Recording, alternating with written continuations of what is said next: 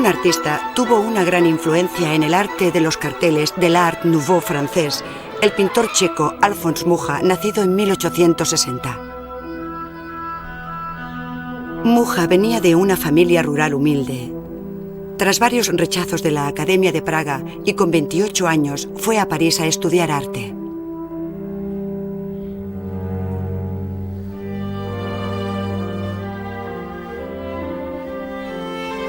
Su estudio parisino era tanto un lugar de trabajo como una cámara de las maravillas.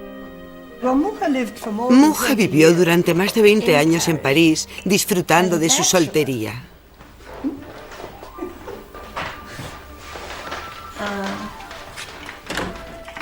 Geraldine, la nora de Alfons, se fue a vivir a Praga al finalizar la Segunda Guerra Mundial, después de haberse casado con Yuri, el hijo de Mucha.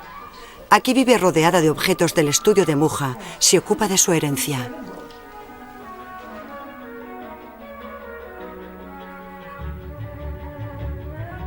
Alfons Mucha no era un coleccionista, pero si veía algo que le gustaba y tenía el dinero, lo compraba.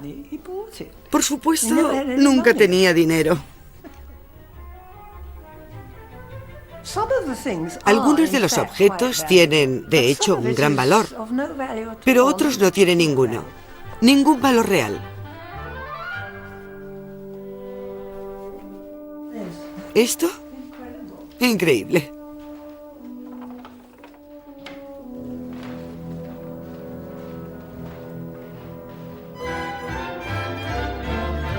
A finales de siglo, el teatro jugaba un papel muy importante en París.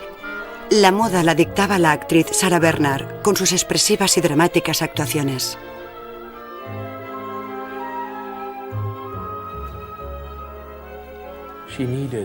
Necesitaba un cartel para una reposición de una obra titulada Gismonda.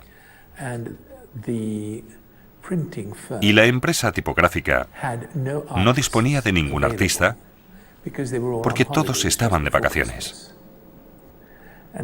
Era justo antes de las Navidades. El único que estaba por allí era Mucha, que estaba revisando las pruebas de unos grabados de un amigo. Al no haber ninguna elección, le pidieron que diseñara el cartel. El artista, que debía diseñar un cartel para la Bernhardt, se vio sometido a una gran presión.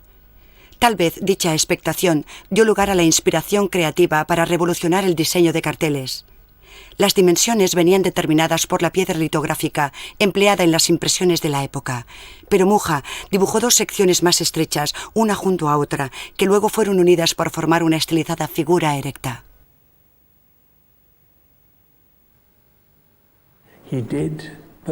Diseñó carteles de 2 metros de altura, de tamaño natural.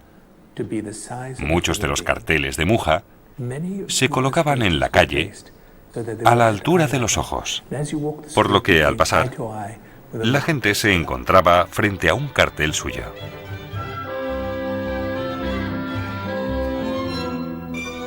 Los carteles de Mucha enseguida se convirtieron en objetos de coleccionista. Tan pronto como eran pegados, sus seguidores los arrancaban. Sarah Bernhardt estaba encantada. Mucha la había retratado tal como ella se veía a sí misma, esbelta, joven y sobre todo muy visible. A cambio, le ofreció un contrato por 5 años. A partir de ese momento, diseñó su vestuario, sus joyas y algunos de los decorados de sus obras.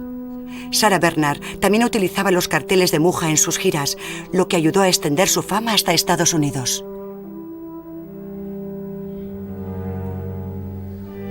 El estilo cartelista que popularizó Toulouse-Lautrec, con pocos trazos y gran contraste de colores, había sido sustituido.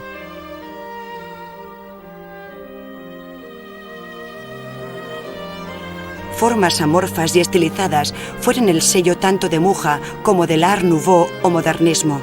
Su dominio de este estilo era tal que la gente lo llamaba le style Mucha, el estilo Mucha.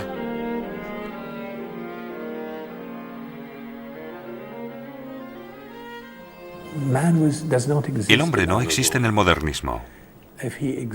Si existe, solo es un apoyo. Casi siempre aparece en el fondo.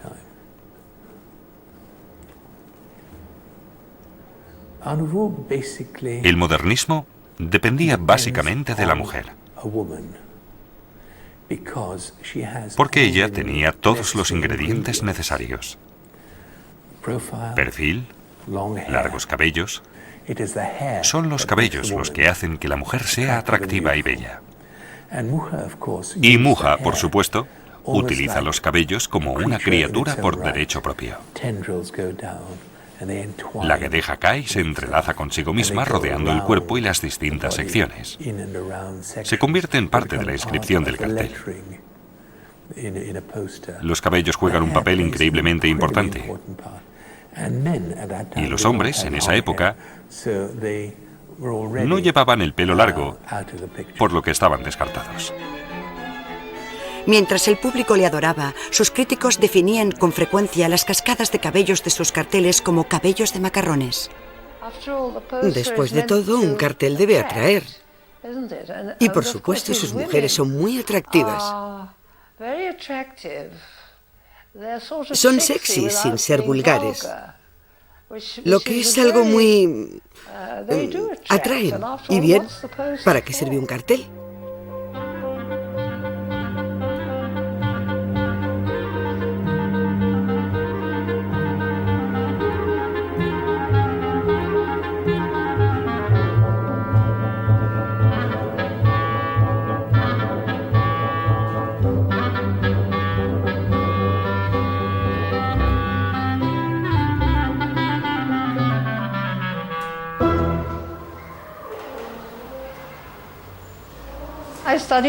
Yo quería ser compositora. Me gradué en la Real Academia de Música de Londres. Llevo toda la vida componiendo. ¿Qué otra cosa podría hacer?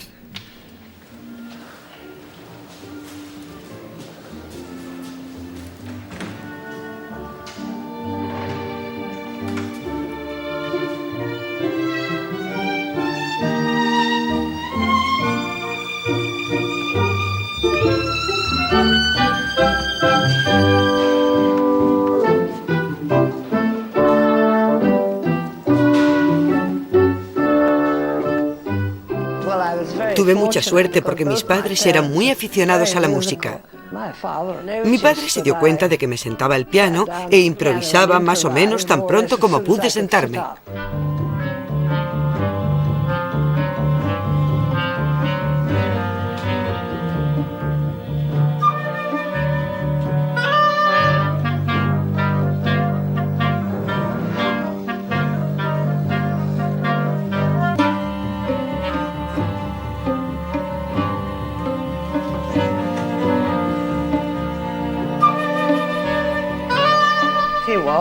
Era checo, de Moravia, que más tarde formaría parte de Checoslovaquia.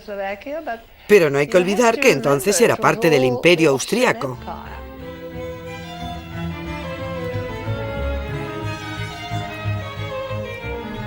Tras sus primeros éxitos en París, Muja pasó a ser adorado por la sociedad. Sin embargo, era una relación muy superficial. Después de vivir durante 20 años en París, donde pasó de ser un pintor desconocido al gran artista de los carteles, seguía añorando su Chequia natal. A los 26 años se enamoró de Marie Chitilova, una joven estudiante de arte. Se casaron en un pueblo checo en vez de celebrar una gran boda en París. La invención de la electricidad marcó el tono del París de Muja de finales de siglo. Luces centelleantes en la Tour Eiffel y cascadas de luz en todos los monumentos de la ciudad. Ese era el nuevo estilo. En ese momento, ninguna idea parecía imposible. Si Muja hubiese podido acortar en 2/3 la Tour Eiffel, los turistas que visitan París en la actualidad podrían fotografiar este edificio de Muja. Y se inventó la cámara de cine. Coches, aeroplanos y ascensores dominaban la ciudad. Comenzó el sueño de una vida más fácil. Fantásticas innovaciones se presentaron en la Exposición Universal de París, como la cinta transportadora de 2 velocidades.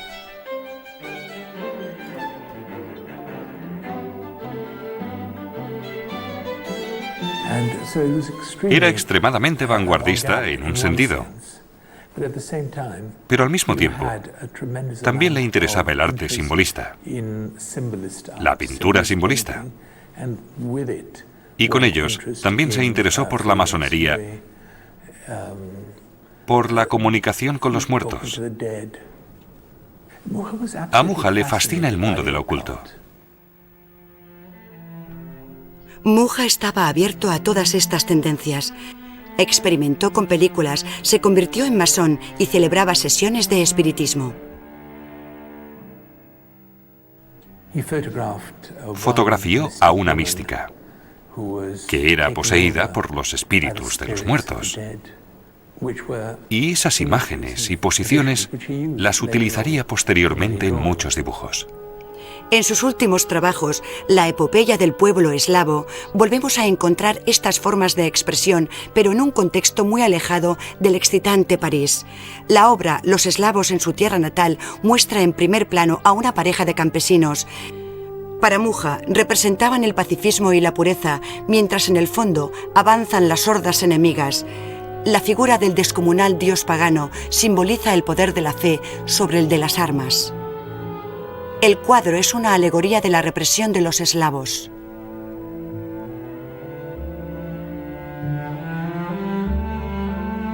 El arte popular eslavo tuvo una influencia constante en Muja. Ya era una fuente de inspiración para el arte gráfico de sus carteles.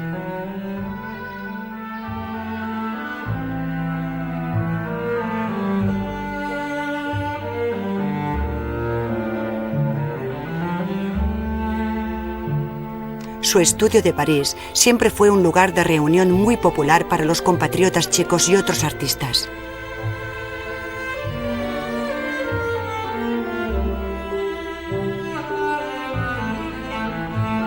Su buen amigo Paul Gauguin toca el armonio.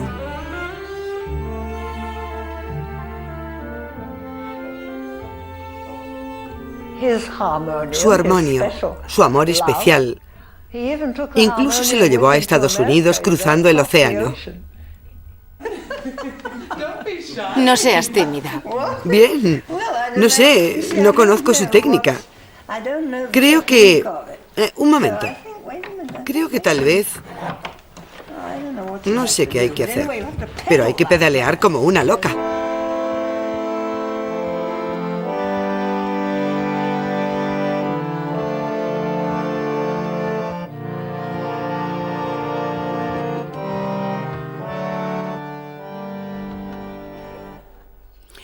Muja, con su gran talento, pronto estará buscando nuevos desafíos. Decoró por completo la joyería del orfebre parisino Georges Fouquet. Ahora forma parte de la colección del Museo Carnavalet, aunque no está expuesta. Desde las fuentes hasta el tejido que cubre las paredes, desde el mosaico del suelo hasta las esculturas e incluso las joyas, todo fue diseñado por Muja.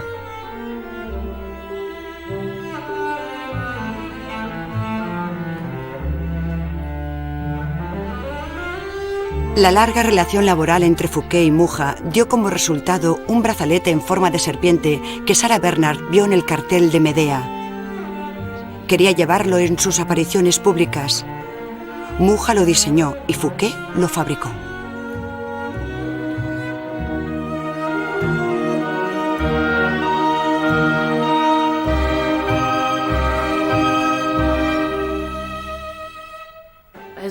Fue así. Todo el mundo tenía un calendario de Muja, por lo menos lo había visto. Y aunque mucha gente no sabe cómo se llama, conocen sus dibujos. Yo había visto Las 4 estaciones de niña, un clásico. Luego otros carteles en casa de un amigo, unos carteles enormes, preciosos, así que tenía que ser un Muja.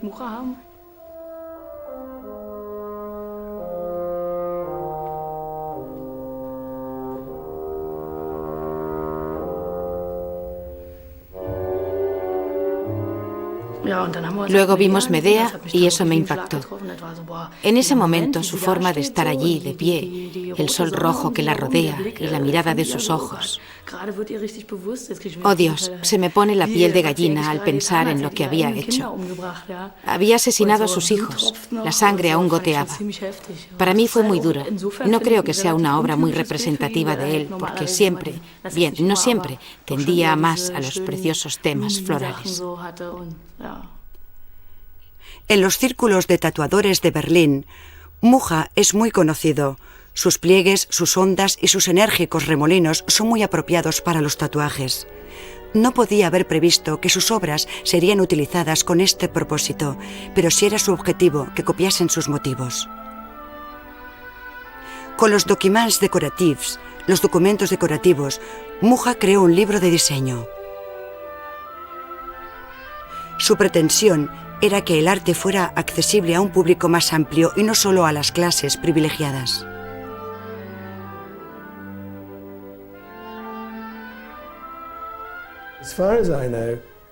Por lo que yo sé, es muy probable que sea la primera, llamémosla, Biblia del diseño. Y eso es exactamente lo que él pretendía, que los diseñadores, e incluso los que no lo fueran, pudieran comprarlo.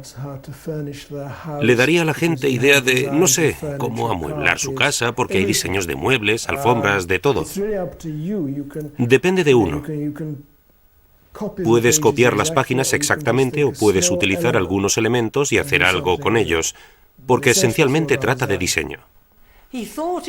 Creía que así le daría menos trabajo, pero la verdad es que le dio más, porque todo el mundo compró el libro y lo querían igual que el del libro, con una pequeña diferencia. Sí, tal vez la idea original fuera esa, pero todo... Él pensaba que todo tenía que estar diseñado correctamente, todo lo que la gente utiliza de forma cotidiana. Tenía que ser un buen diseño, esa es la base, sin duda. La actitud surgió del principal objetivo del Art Nouveau, impregnar todas las facetas de la vida cotidiana con arte.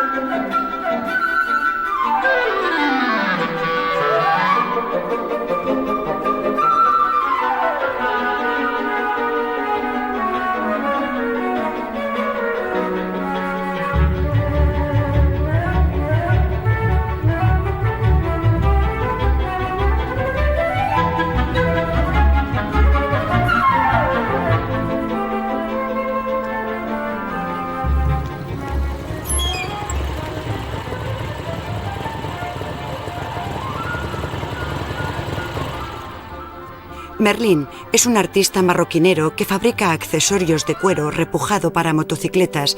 Con frecuencia utiliza los motivos de Mucha en sus obras más personales.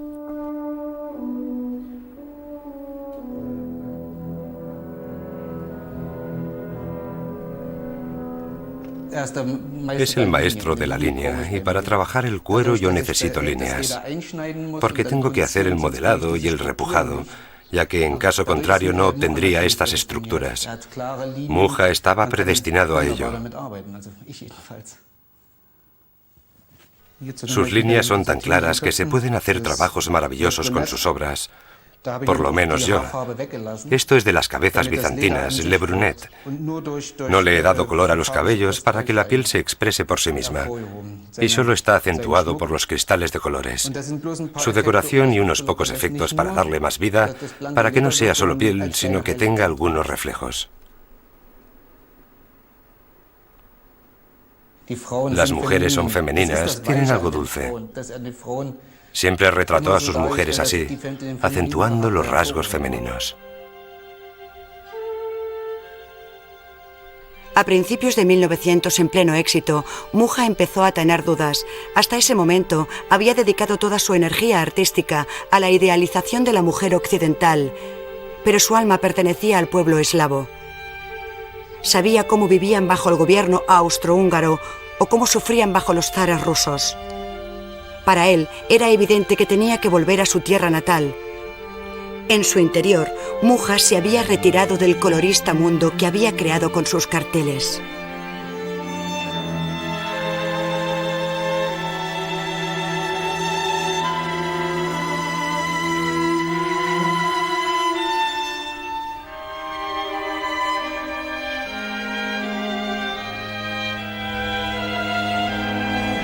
Pasados 20 años, dio definitivamente la espalda a París. Quería ser pintor. Quería pintar una gigantesca epopeya para su pueblo, pero antes de poder hacerlo, tenía que ganar dinero. Sarah Bernhardt sabía cómo y dónde podría ganar una fortuna.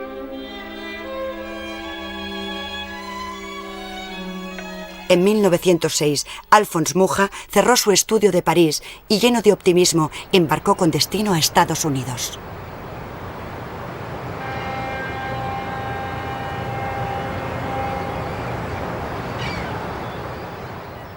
Tenía planeado ganar mucho dinero pintando retratos de las esposas de los millonarios. El The New York Daily News celebró su llegada con una edición especial de 7 páginas. Mucha ya era conocido en Estados Unidos debido a la diva del teatro Sarah Bernhardt, pero solo por sus carteles. El esperado éxito como retratista no se materializó, por lo que Mucha tuvo que buscar otra fuente de ingresos.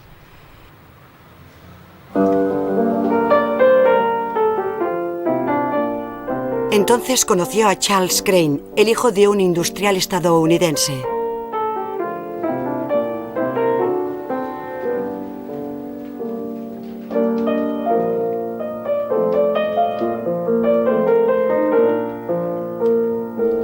Thomas Crane, su nieto, visitó a Geraldine Mucha en su casa en la colina de Hradčany, en Praga.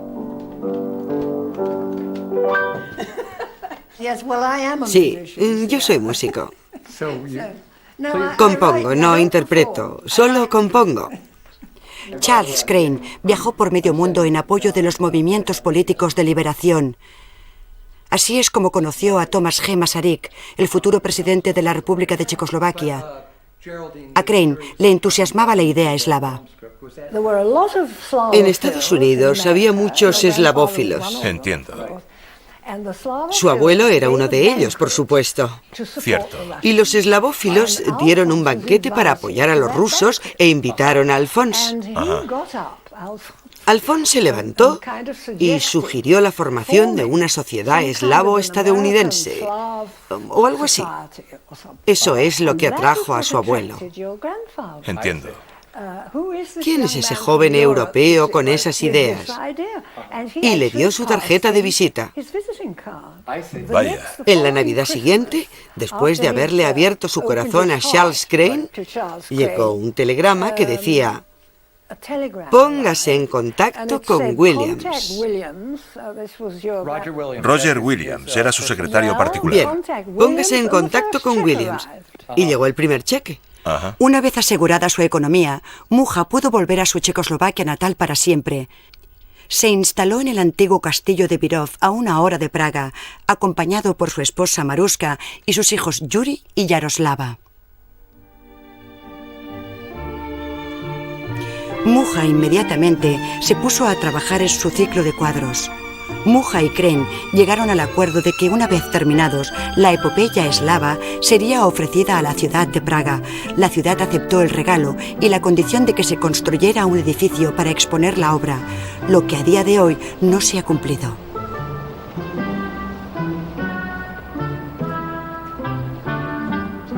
Geraldine Mucha visitó la epopeya eslava en el castillo de Moravsky Krumlov, donde se expone desde 1963.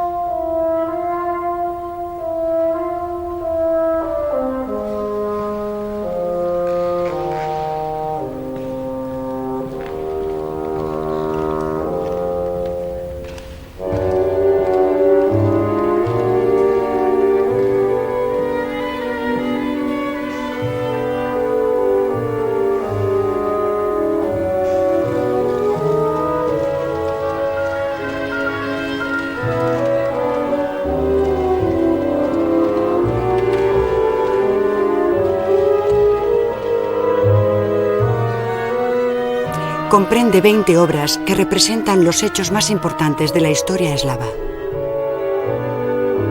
La abolición de la servidumbre en Rusia. La impresión de la Biblia Klalikla o de Kralice en Ivancice. El zar búlgaro Simeón. Después de la batalla de Grunwald. La juventud de Omladina prestando juramento bajo el tilo eslavo. Reunión en Kritsky. Los últimos días de Jan Amos Komensky. La apoteosis de los eslavos. Las obras se ocultaron a los nazis en 1937 y fueron redescubiertas por la familia Mucha 25 años más tarde. Los enrollaron y los ocultaron, con lo que probablemente los salvaron. Al finalizar la guerra, nadie sabía dónde estaban esas enormes telas. No fue hasta finales de los 50 cuando aparecieron en este castillo. Tan pronto como nos enteramos, vinimos a ver si era cierto. Había un hombrecillo al mando, un empleado del ferrocarril. Yuri, mi marido, le explicó que era posible que hubiera un cuadro. Desenrollaron uno de ellos. La razón de que lo recuerde también se debe al efecto que causó en ese hombre. Se quedó sin habla. No podía creer lo que estaba viendo. Estaba de pie allí y yo pensé que se echaría a llorar. No podía creerlo.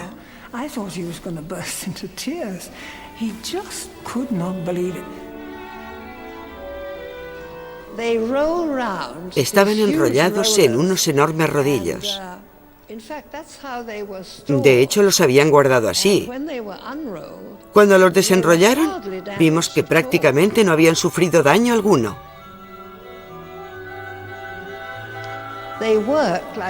Funcionan como las velas de un barco. Hay unas cuerdas que los sujetan por los lados y sencillamente suben y bajan como las velas de un barco.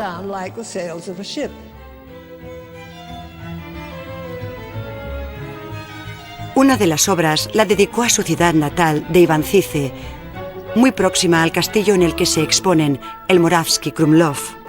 La primera traducción de la Biblia al checo se realizó en Ivancice. Mucha nunca olvidó ese hecho histórico.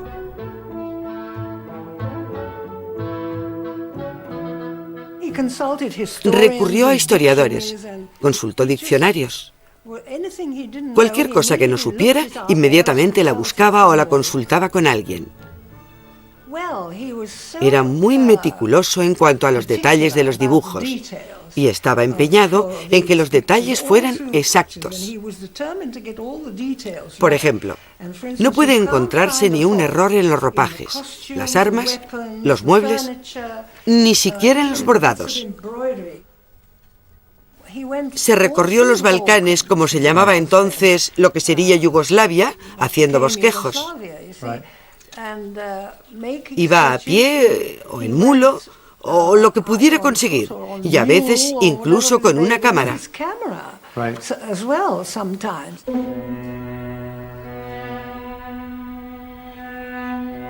En sus viajes, Mucha observaba a la gente en su ambiente, como en esta escena de Rusia. A principios del siglo XX, la idea del paneslavismo era muy popular entre los eslavos educados, los europeos occidentales y los estadounidenses. Paneslavistas como Charles Crane y Thomas G. Masaryk creían que la cultura eslava era superior a la occidental. En 1861, esto inspiró a Mucha a pintar La abolición de la servidumbre en Rusia. Su idea era la de una obra de celebración, porque su liberación tenía un valor de la independencia del pueblo eslavo.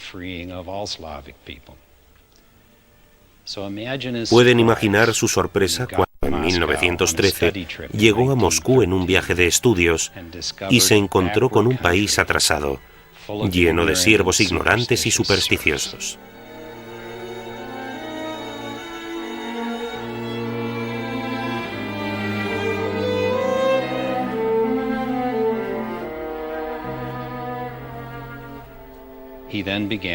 Entonces empezó a trabajar en los primeros bosquejos de la obra.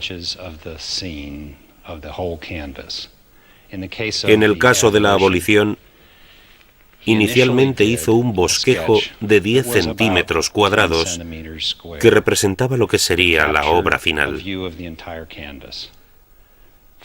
De ahí pasó a uno como el que tengo aquí. Lo hizo con acuarela y gouache.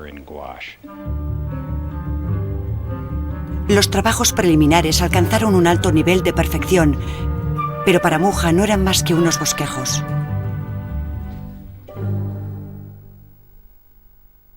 Escribió en una revista de arte de Praga: el proceso de la composición debe tener lugar solo en la imaginación. Luego es necesario armonizar la luz y las sombras y determinar los detalles de cada figura hasta el movimiento del meñique. Utilizó papel de calco, tomando cada vez una sola sección de la obra final y dibujando en un papel con cuadrículas como si fuera papel cuadriculado. Hizo pequeños agujeros en las líneas del dibujo en el papel de calco. Apoyó el papel sobre la tela y a través de los agujeros sopló carbón para terminar conectando los puntos en la tela. Aplicó temple de huevo como elemento básico y en la mayoría de las telas los detalles finales los pintó al óleo.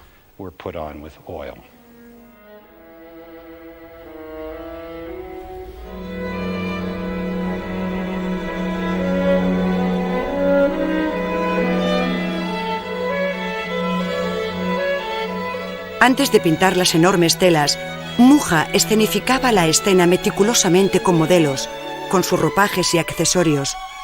Todo el pueblo de Virov posó para él. Personificaron las escenas con tal entusiasmo que a menudo no era necesario que Mucha cambiara sus gestos ni expresiones faciales.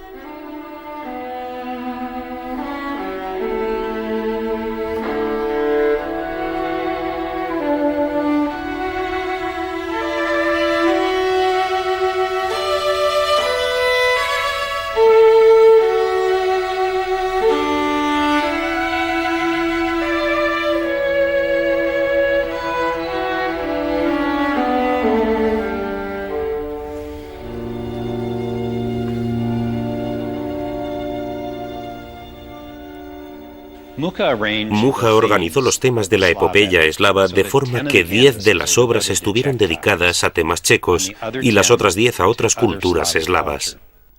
El culto de Svantovit representa la expulsión de los eslavos de la isla báltica de Rügen. Se resistieron al cristianismo hasta el siglo XII. Arkona, en las escarpadas rocas de la isla, era la fortaleza del culto al dios pagano Svantovit antes de la llegada a las tribus teutonas.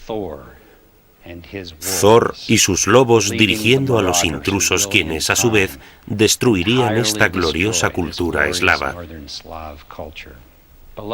Por debajo, en el plano de la realidad, vemos la fiesta en todo su esplendor.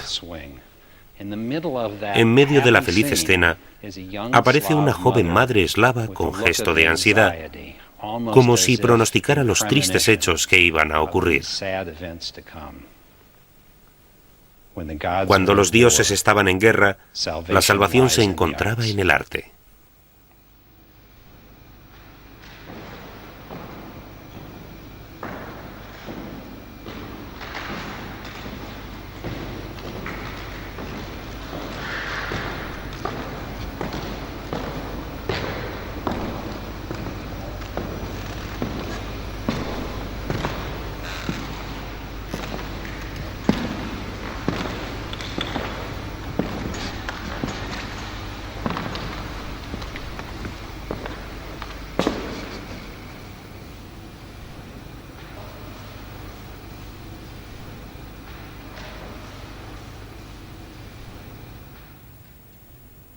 Podibrat, el rey de Bohemia, recibe a un enviado del Papa.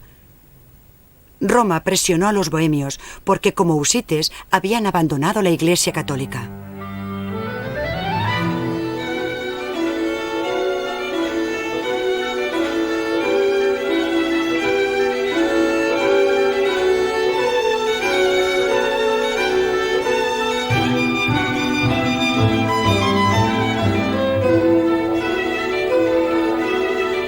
Mucha se mostró eufórico cuando le escribió a Charles Crane: Praga está rebosante de emoción, buscando la mejor solución para exponer la epopeya.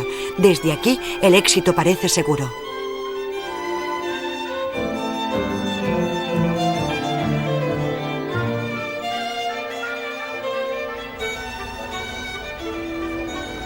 En 1910, la Casa Municipal de Praga iba a ser redecorada.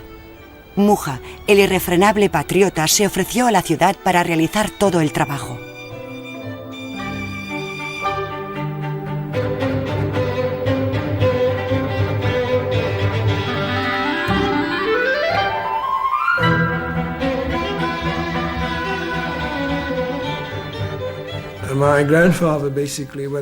Mi abuelo conocía al arquitecto Polivka y se ofreció para decorar todo el edificio. ¿Gratis? Creo que le pidió la pintura a la ciudad, pero básicamente dijo que lo haría gratis, absolutamente. Pero los otros artistas protestaron. ¿Quién es ese hombre? Vive en París. ¿Quién se cree que es? Aparece aquí de repente. ¿Qué se cree?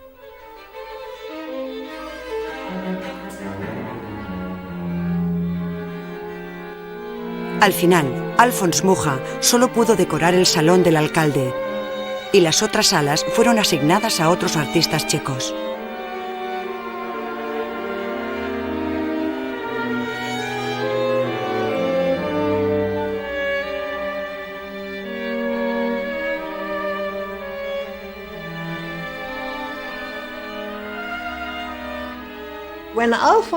Cuando Alfons Mucha regresó a su tierra natal, se hizo construir una casa.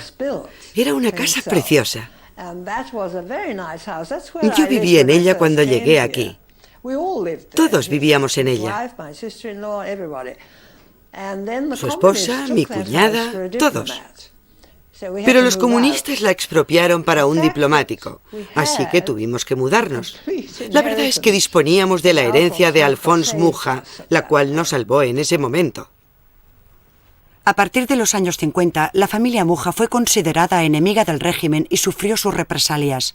El gobierno no atacó directamente las internacionalmente conocidas obras de Alfons Mucha, pero bajo el socialismo su arte fue considerado como decadente y burgués y no fue mostrado al público. No había forma de ver las obras de Mucha en las galerías públicas. Y la gente se enteraba de que nosotros lo teníamos todo y comenzaron a venir aquí. Así es como empezó. Gente que vivía en pequeños apartamentos, sobre todo joven, que no disfrutaban de ninguna intimidad, empezó a venir aquí para gozar de ella. Las chicas traían a sus novios y los chicos a sus novias, porque aquí disfrutaban de cierta intimidad. Adelante. Esta es mi suegra, Maruska.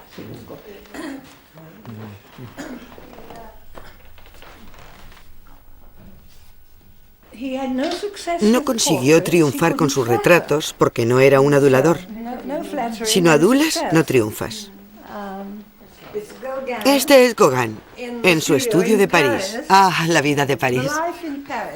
¡Qué época! Estaban en el mejor lugar. Está tocando el armonio. Este es Gauguin.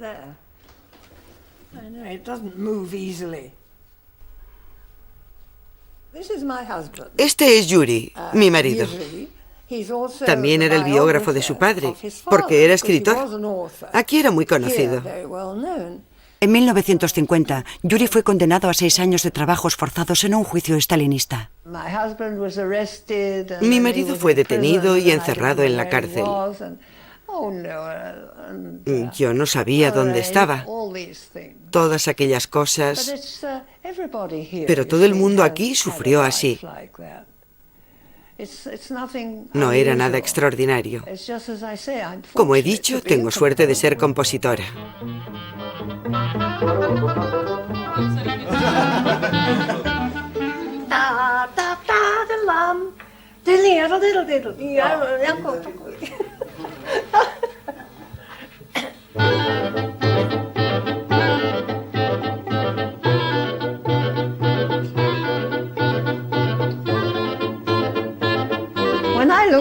Cuando recuerdo el pasado, me doy cuenta de que esto es lo que me ha mantenido cuerda, suponiendo que lo esté, claro. Eso es otra cosa.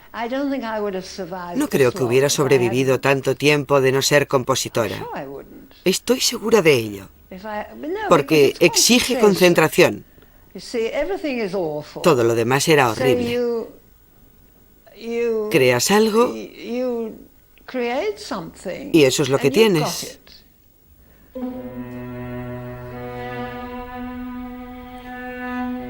Durante muchos años, Mucha expresó sus dudas y emociones personales en obras al pastel.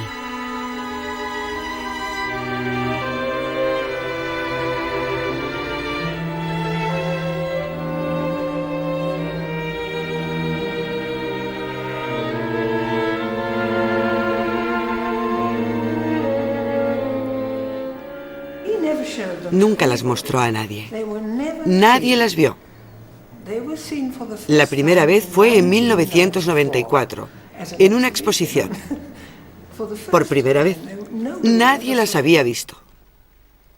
Si Mucha hubiera expuesto sus pinturas al pastel en 1900, sin duda habría sido considerado como miembro de la vanguardia. Pero Mucha buscaba una forma de expresión clara e inequívoca y no creía en el poder sugestivo de sus obras al pastel.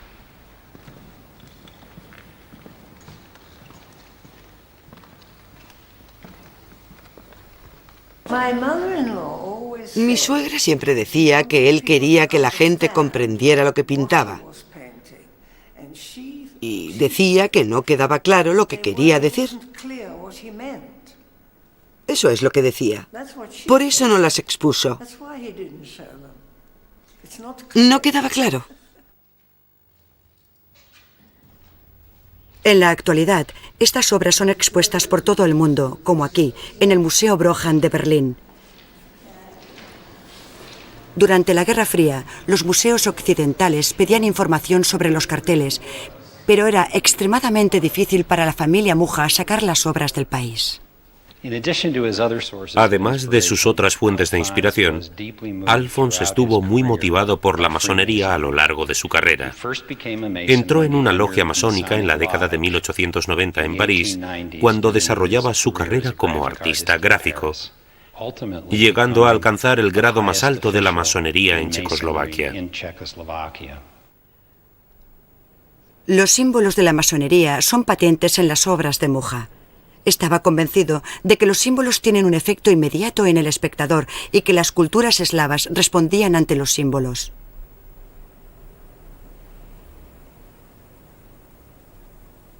El ciclo de obras estaba dividido en 4 temas: cultura, alegoría, religión y milicia. En las escenas de batallas están representados los preparativos de la misma o sus consecuencias. Mostrar la carnicería de una batalla era contrario a los puntos de vista humanistas de Mucha. Una de las características de la obra de Mucha es la extraña atención que presta a los cuerpos desnudos, con la máxima desnudez permitida a un artista de esa época, con un brillo e incluso un erotismo que parece inconsecuente e incongruente con la escena de un campo de batalla.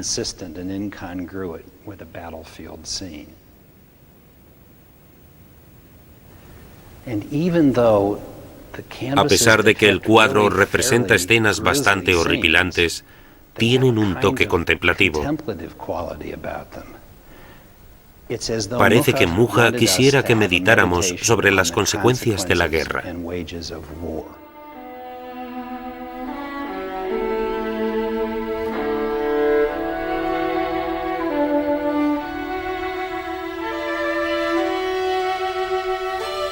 El nacionalismo glorificado es la crítica más frecuente a la epopeya de Mucha. En 1918, después de la Primera Guerra Mundial, el objetivo común de Alphonse Mucha, Thomas G. Masaryk y Charles Crane había sido alcanzado: la independencia del gobierno austrohúngaro. Masaryk se convirtió en el presidente de la recién fundada República de Checoslovaquia. Mucha diseñó sellos de correos y billetes de banco, y la hija de Crane fue su modelo.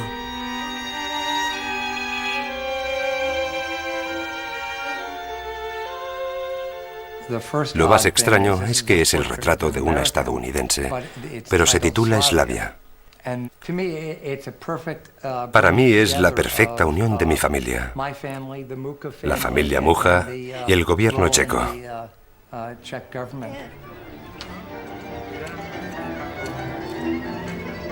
En 1928, la epopeya fue presentada a la ciudad en el Palacio Industrial del Centro de Exposiciones de Praga en una exposición temporal.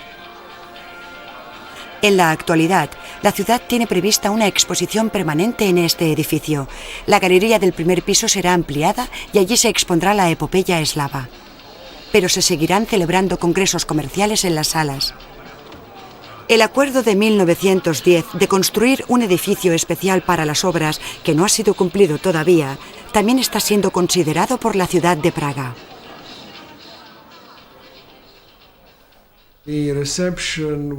Fueron recibidos con sentimientos encontrados y con el paso del tiempo llegó a ser entre los círculos que yo llamo artísticos, intelectuales, burocráticos, algo activamente hostil.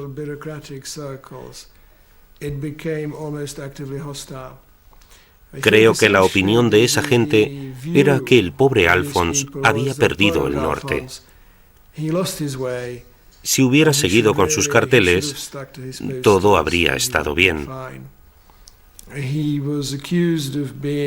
Fue acusado de ser innecesariamente nacionalista, nostálgico del pasado, no solo en cuanto al tema de la obra, sino también en su ejecución. Era una forma anticuada de pintar, etc. El nacionalismo que los checos vieron en su obra pasó desapercibido para los estadounidenses. Ellos las valoraron como obras de arte y expusieron 5 de sus cuadros en 1921. La exposición en sí misma fue algo extraordinario porque en 1921 el modernismo al que siempre había sido asociado Alfons no solo había pasado de moda, sino que estaba muy pasado de moda, pero el éxito de la exposición superó las expectativas de todo el mundo. 600.000 personas la vieron.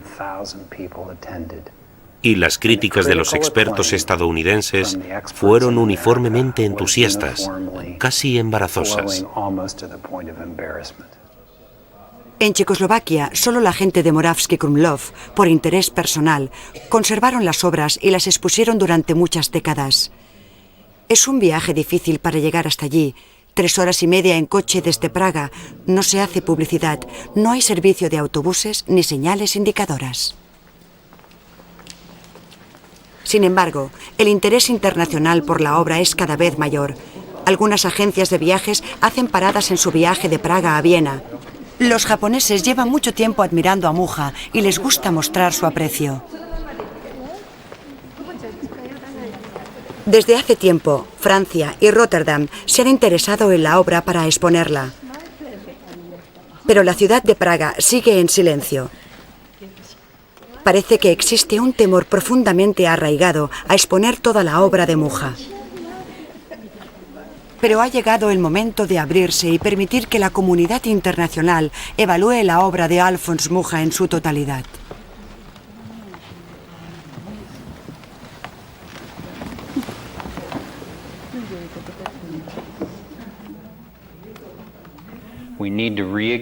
Tenemos que reexaminar a Alfons Mucha y no hay mejor forma de hacerlo que con la epopeya eslava.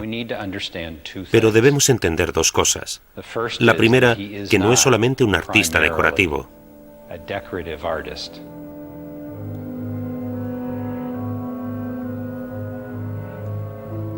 Mucha murió en 1939 a los 69 años de edad.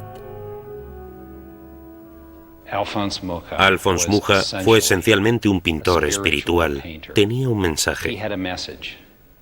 Para que los individuos y las naciones crezcan, deben ser fieles a sus raíces. Necesitan crecer orgánicamente desde la comprensión de dónde provienen y lo que son.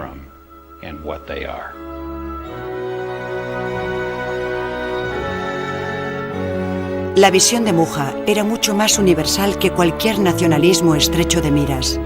tal como él escribió, el principal objetivo de nuestros esfuerzos es americanizar el mundo eslavo para adquirir esos elementos prácticos que hace que los estadounidenses sean unos competidores tan peligrosos: el carácter, la honradez, las libertades civiles.